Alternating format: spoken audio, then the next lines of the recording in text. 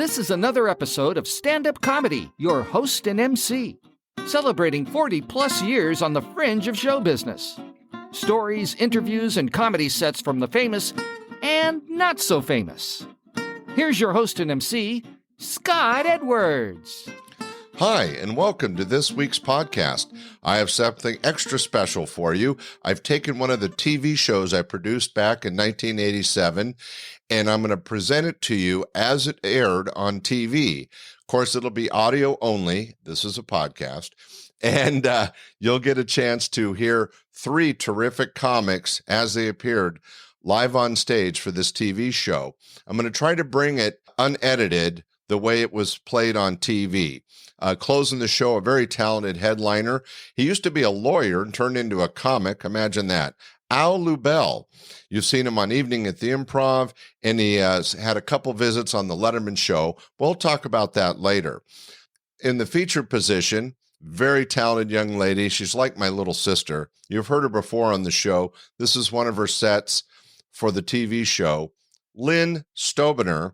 But to get things started, we have a terrific headliner. This gentleman got his start at Laughs Unlimited in the early 80s and went on to huge success as one of the stars of the TV show Reno 911. In fact, they're about to release the second movie based on that TV show, and he's starring in that, Reno 911. Keep an eye out for it. He also does a lot of cartoon voices. He started off as the voice of the Taco Bell Chihuahua, but went on to appear in cartoons like Fairly Odd Parents and Disney's Planes movie. And you can hear him now on very successful Casa Grande. He was also done a couple movies. His voice was featured in the movie Happy Feet. Anyway, he's a terrific stand-up and a good friend. I know you'll enjoy this set from July of 1987 as it was played on TV. Ladies and gentlemen, our first act, Carlos Alazraqui. And now it's time for laughs.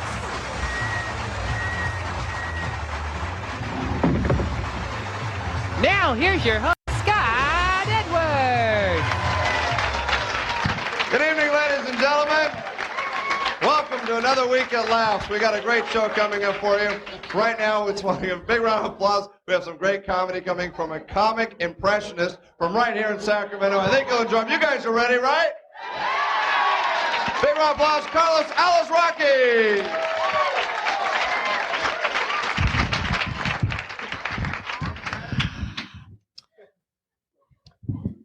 Last year, the Pointer Sisters, I'm so excited, went all the way to #1. This year, it's climbing the charts again. Thanks to that crazy old man from the David Letterman Show. Here he is to sing, I'm so excited, Mr. Larry Bud Melman. I'm so excited. And I just can't hide it. I am about to lose control. And I think I like it. Larry Bud Melman there for you, ladies and gentlemen. All right, yeah. All right, what the heck? I was kind of a rowdy kid when I was young. Me and my brother, we got way out. We did some crazy things. Like, my mom would come in, we'd be fooling around. You kids cut out that horseplay. Ow, Mom, Timmy's nailing metal shoes to my feet. Ow, ow. Yeah. Yeah, we were rowdy, man. We were never guys, me and my brother, that got stoned on the weekends, you know. And they made excuses for their lack of behavior. Like, you ask them to do things, it's like, hey, Fred, let's go to the park.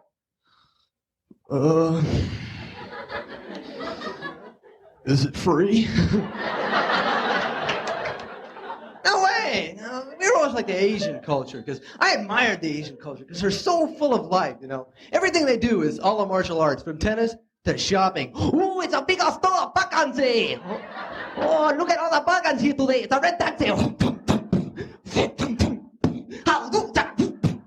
They get into it. It's great, you know. It's like they play a simple game of ping pong. It's 25-25. We play a tiebreaker too. 10,000.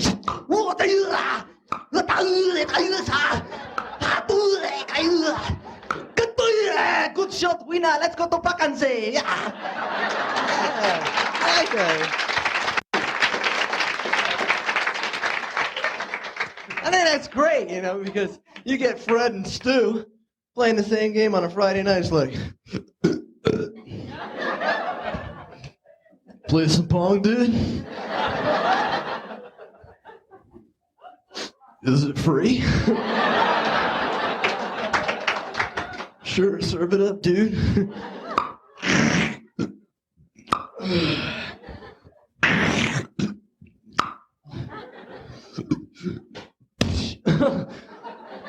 Dude, right in the eye, man. Sammy Davis Jr. Ball underneath the table. Can you get it? What? No, man, I can't get it. How about you? Dude, I can't even scope it, man. So what?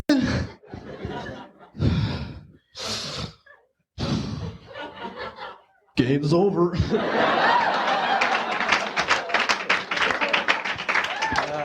I like doing that bit. Kind of gets the saliva going. I feel like Carol Channing. Right? She did. She had that saliva problem when she started out, and went on through it with the years. You know, she actually had a roadie travel with her, a dental assistant on the road, and kind of helped her out during the songs. It was kind of like.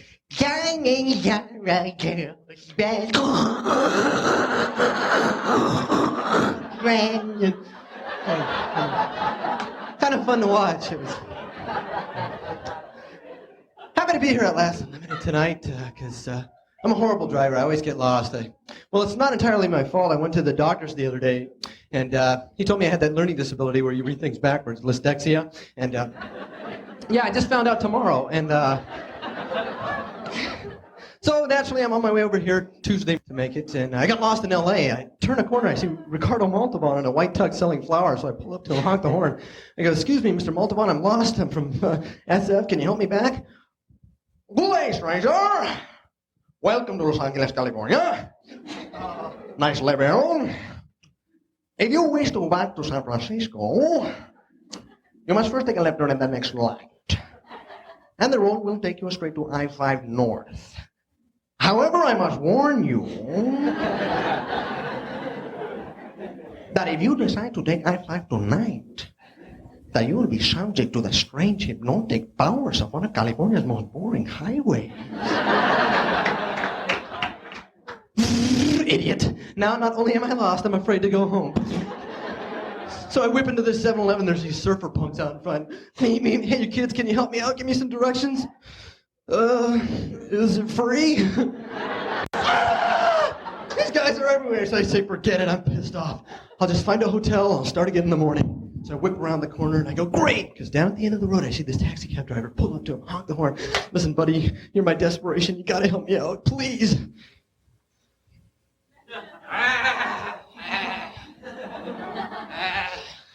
"Boy, are you pretty lucky you found me. Because I happen to know L.A. like the back of my hand. It was there yesterday. All right, you wanna go? You wanna go? You wouldn't happen to know where we are right now, would you?" Thanks very much. Have fun with the rest of the show. Carlos Alazraqui. We hope you like that. That was Carlos as he appeared live on stage back in 1987. Carlos Alazraqui is still having great success as the voice for many cartoons and as one of the stars of Reno 911. Hey, let's keep the comedy going. Our next act, she's like my little sister. She's a terrific gal, used to do a lot of comedy. Let's hear some of her material right now. It's Lynn Stobener. Right now, we have a very special treat for a young lady that's from right here in Sacramento. We've gotten a great expense to bring her here. I think you'll enjoy it. Let's have a nice big round of applause. Lynn Stobener, right here. Lynn Stobener. Scott Edwards, ladies and gentlemen. All right, this is a great-looking crowd. Which is good because apparently the last taping, a bunch of ugly people showed up and really bummed them out. So, that a way to dress, huh? Got a lot of couples. Let me ask the men a question. How many men are paying for all the expenses on their date this evening? Be proud. You do it well. I don't know. Men have to pay. I think God said, hey, men get the bills, women get periods. I don't know. Women, don't you love it, though, when your boyfriend comes up to you and goes, honey, I got a cramp in my toe. Don't you just want to say, suffer, wench? Here's some Idol. Call me in a week. And you women, you look nice, too. We like to shop, right? We shop in numbers. Another one of those laws. I like to shop, but I've been a little upset lately. I go to the stores and I see the clothes on the mannequins and they look great. Then I put them on and I look like Rhoda Morgenstern. I guess for the clothes to look good, you have to have that pull up the rear kind of thing, I got one of these Swatch jobs. Anybody have a Swatch? These are pretty cool, huh? Got that roll baller, just in case you get mugged when I scratch that crystal now. No, I guess not. Pretty stupid.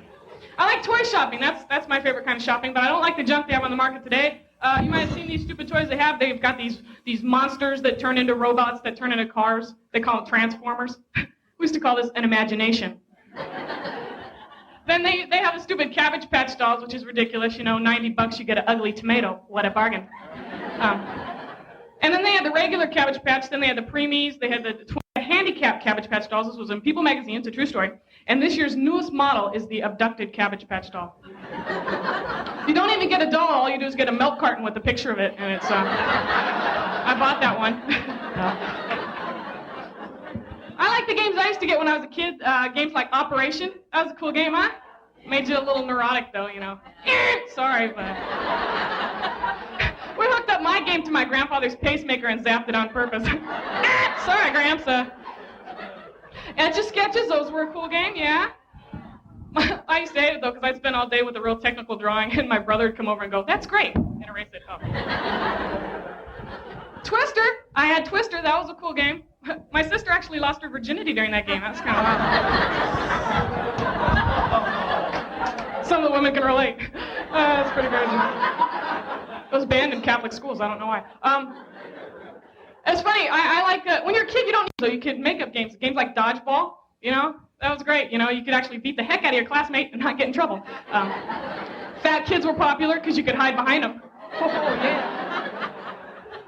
A game that's popular right now, which I couldn't stand, is Marco Polo. That game in the pool. Do you guys remember that game? I was always it. I'd be in the pool for hours with my eyes closed, swimming around, hitting the walls. Marco! My brother and sister have left the pool. They're inside eating Oreos. Speakers wired outside going, Polo! Polo!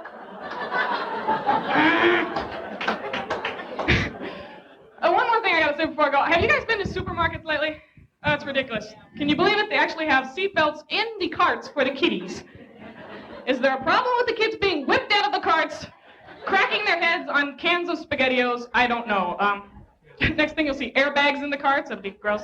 God forbid there's any of those Pinto cart cases. Gosh darn. Ron, we've got flames on aisle 9. SpaghettiOs everywhere. It's ugly. You guys have been a great crowd. Thanks for coming out. Good night. Lynn was so funny. I wish she had stayed with comedy a little longer. She is a terrific young lady and was very funny and was a manager of many of my clubs and restaurants. She emceed thousands of shows and became quite a good opening act and played all over Northern California. I know you enjoyed her set. Okay, our closing act, as I mentioned previously, very talented comic, should say lawyer turned comic, who has had many appearances on Evening at the Improv, The Letterman Show as recently as 2008. He was in the movie Funny People, and he was one of the winners of Star Search. That's right, ladies and gentlemen. Let's hear some comedy from Al Lubel. Woo! What a crowd, what a night. How you feeling out there? Let them hear you. We hope you're enjoying the show. We have a special treat for you coming up right now. Our next entertainer is a very funny guy. He's a regular here at Laughs Unlimited. A big round of applause. Al Lubel, right here, Al Lubel.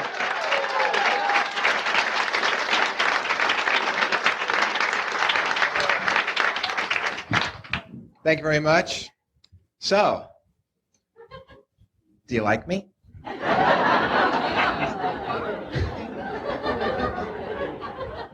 My name is Al. It wasn't always Al. It used to be Alan, but I shortened it because I was sick of people always going, oh, how do you spell it? With one L or two L's?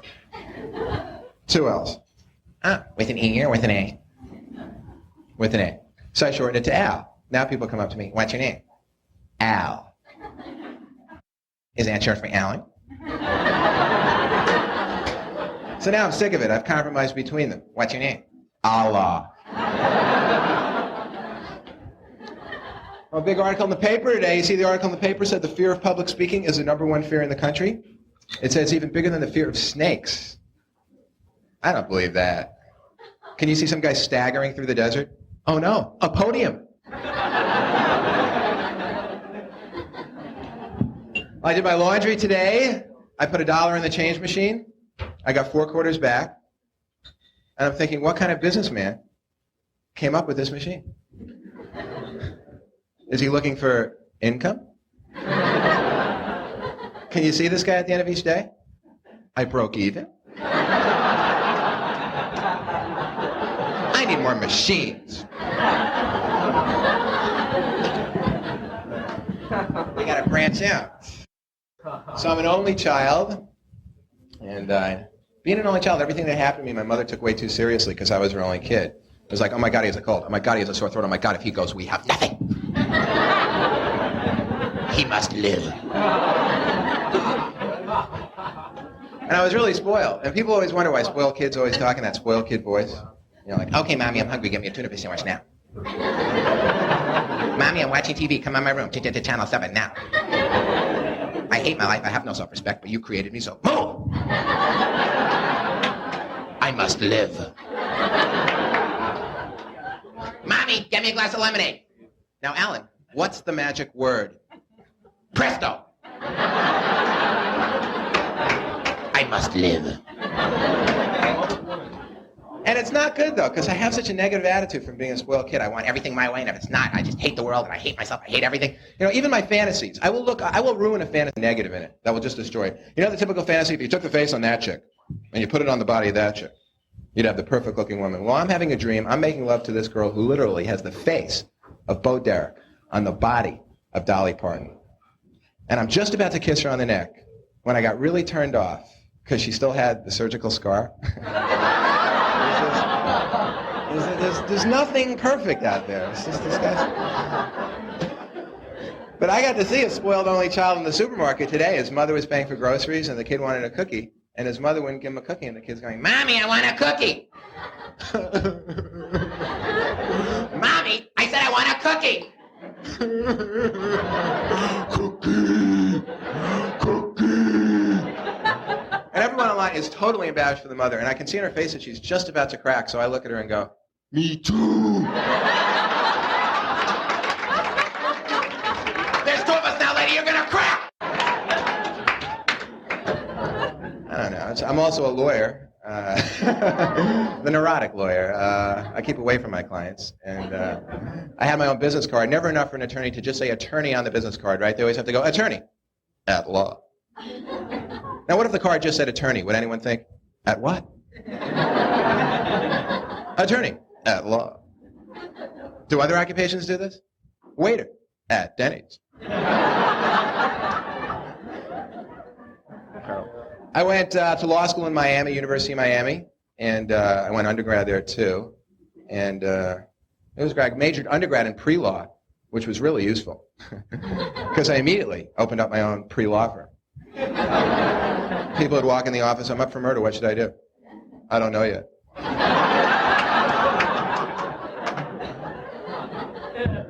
That gave my clients the blues. I love the blues, I love it a lot, except I think are overly pessimistic. I woke up this morning, and my baby, she was gone.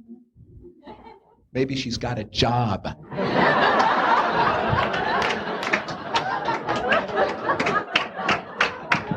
And blues singers refuse to finish words in songs, too. You ever notice that? They will not finish a lousy word. Man, I like beginnings, middles, ends, and things. I get kind of nervous when things are. One time I saw Ella Fitzgerald on this Christmas special, and she was singing Jingle Bells. It was like,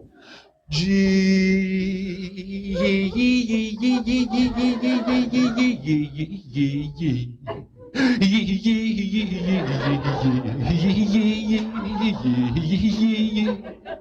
word is jingle. And Christmas is over. I wrote a song for Whitney Houston. I did, but she changed. I believe the children are our future. Teach them well and let them lead the way. Show them that life is totally meaningless.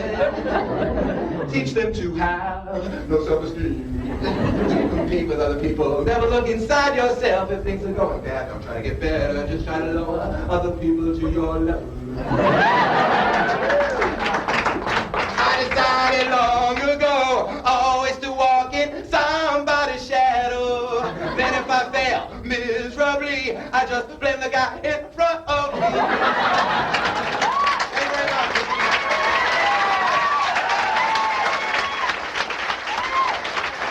Nice round of applause for Al Lubel. We hope you're having a good time. We'll be right back after this commercial break. Go to the refrigerator now. Welcome back to Laughs. We hope you had a good time. I think it was a special. Thanks a lot, Al. Hope you had a good time. Thank everybody for watching. We'll see you next week. Bye.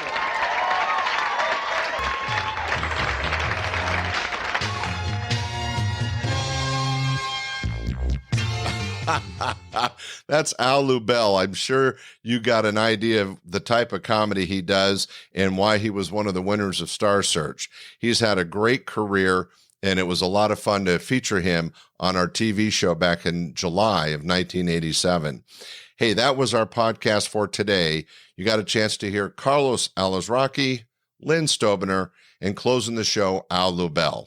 Thanks for listening. We'll see you next week. Bye. We hope you enjoyed this episode of Stand-Up Comedy, your host and MC. For information on the show, merchandise, and our sponsors, or to send comments to Scott, visit our website at www.standupyourhostandmc.com. Look for more episodes soon and enjoy the world of stand-up comedy. Visit a comedy showroom near you.